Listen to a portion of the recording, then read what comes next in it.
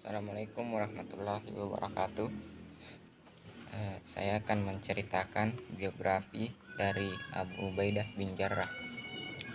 Abu Ubaidah bin Jarrah adalah seorang sahabat Nabi yang selalu menjaga pola hidup sederhana walaupun kaya raya, baik saat menjadi panglima perang tertinggi maupun setelah menjadi gubernur Islam untuk kawasan Suriah. Abu Ubaidah bin Al-Jarrah adalah sahabat Nabi yang dikenal sebagai panglima perang yang taktis sekaligus sebagai negarawan yang ulung. Itulah sebabnya ia pernah dinominasikan Umar bin Khattab sebagai salah satu sahabat yang ditunjuk untuk menggantikannya sebagai khalifah ketiga setelah Umar. Ia juga termasuk di antara 10 sahabat yang dipastikan masuk surga oleh Nabi. Nama lengkapnya adalah Amir bin Abdullah bin Al-Jarrah, kemudian lebih dikenal dengan Abu Ubaidillah Al-Jarrah. Adalah putra dari pasangan Abdullah bin Al-Jarrah bin Hilal dan Umainah binti Utsman bin Jabir. Ia lahir di Makkah pada tahun ke-40 sebelum Hijriah atau 584 Masehi. Ayahnya Abdullah bin Al-Jarrah adalah seorang pengusaha dan secara garis keturunan berasal dari klan Banul Haris bin Fihr, salah satu klan utama dalam suku Quraisy. Itulah sebabnya Abu Ubaidah dianggap salah satu dari bangsawan Quraisy dan dikenal sebagai sosok yang sederhana, santun, namun tegas dan berani. Pada tahun 611, Nabi mulai berdakwah menyebarkan agama tauhid pada penduduk Makkah. Nabi memulai dengan mengajak sahabat dan keluarga terdekat secara rahasia agar masuk Islam.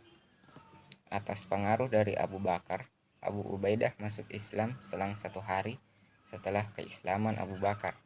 Abu Ubaidillah menjadi satu-satunya muslim saat ini yang berasal dari klan Banul Haris bin Fihr. Masuk golongan orang yang masuk Islam pertama tidaklah membawa keuntungan materi bagi Abu Ubaidah. Sebaliknya, justru hal itu membuatnya mengalami berbagai kesulitan karena diboikot oleh kalangan kafir Makkah. Di satu sisi, ini menjadi momen ujian atas kekuatan iman dan Islamnya agar supaya dicari bagaimana agar supaya kesulitan ekonomi dan sosial ini segera berakhir. Akhirnya, bersama dengan pemeluk Islam yang lain, atas saran Rasulullah, Abu Ubaidillah hijrah ke Habasyah atau Ethiopia. Ia hijrah ke Habasyah bersama 83 laki-laki dan 20 perempuan muslim. Pada tahun 622 Masehi, Abu Ubaidah mengikuti Rasulullah melakukan hijrah ke Madinah. Selama setahun di Madinah, umat Islam berada dalam kondisi damai tanpa gangguan dan tekanan dari manapun sebelum akhirnya kaum Quraisy Makkah mengangkat senjata untuk menyerang Madinah. Pada tahun 624 Masehi atau tahun kedua Hijriah, Abu Ubaidah berpartisipasi dalam pertempuran besar pertama antara Muslim dan Quraisy pada Perang Badar. Dalam pertempuran ini, ia diserang oleh ayahnya sendiri, yakni Abdullah bin Al-Jarrah, yang bertempur bersama tentara Quraisy. Abu Ubaidah berusaha menghindari bertempur melawan ayahnya, akan tetapi ayahnya berhasil menutup jalan, sehingga Abu Ubaidah tidak mempunyai pilihan lain kecuali menghadapinya dan menewaskan ayahnya. Setahun kemudian, pada tahun 625 Masehi, kembali terjadi pertempuran antara Muslim dan kafir Quraisy yang disebut Perang Uhud. Dalam peperangan fase kedua ini, berkat kecerdikan Khalid bin Walid dalam waktu itu menjadi panglima perang kafir Quraisy, umat Islam mengalami kekalahan. Pasukan Islam kocar-kacir kecuali sebagian kecil yang tetap bertahan menemani Nabi di medan perang. Salah satunya adalah Abu Ubaidillah yang terus melindungi Nabi sampai kehilangan 2 gigi depannya. Keberanian dan kedalaman strategi tempurnya membuat ia dipercaya menjadi panglima perang baik pada zaman Rasulullah maupun pada era Khalifah Abu Bakar dan Umar. Pada era Khalifah Umar, ia menjadi panglima perang tertinggi dan kemudian menjadi gubernur di Suriah yang saat itu sudah jatuh ke tangan kekuasaan Islam. Abu Ubaidah wafat pada tahun 639 Masehi atau 18 Hijriah. Ia meninggal disebabkan oleh serangan wabah penyakit menular saat berada di lembah Yordania. Ia pun dimakamkan di tempat tersebut. Abu Ubaidah merupakan seseorang yang memiliki gaya hidup sederhana.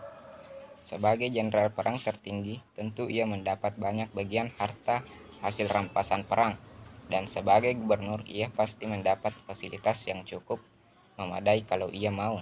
Namun, itu semua tidak merubah gaya hidupnya yang sederhana, dan itu bahkan mengagetkan Khalifah Umar sendiri. Banyak umat Kristiani Suriah yang masuk Islam di masa Abu Ubaidah menjadi gubernur Suriah. Mereka umumnya terinspirasi dengan kesederhanaan dan kebijaksanaannya dalam memimpin.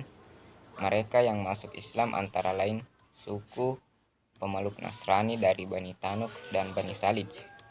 Kesederhanaan saat orang berada dalam posisi mampu hidup mewah merupakan keluhuran budi dalam level tertinggi. Dengannya, semua kebaikan akan mengikuti. Kejujuran, tidak korupsi, peduli sesama, peduli kaum duafa, tidak punya kepentingan pribadi, tahan godaan, dan lain-lain.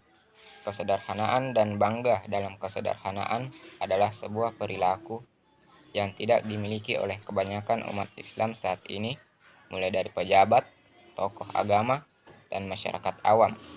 Akan sangat ideal kalau Muslim kembali mengambil inspirasi dari Abu Ubaidah. Sekian cerita dari saya. Kurang lebihnya mohon dimaafkan. Assalamualaikum warahmatullahi wabarakatuh.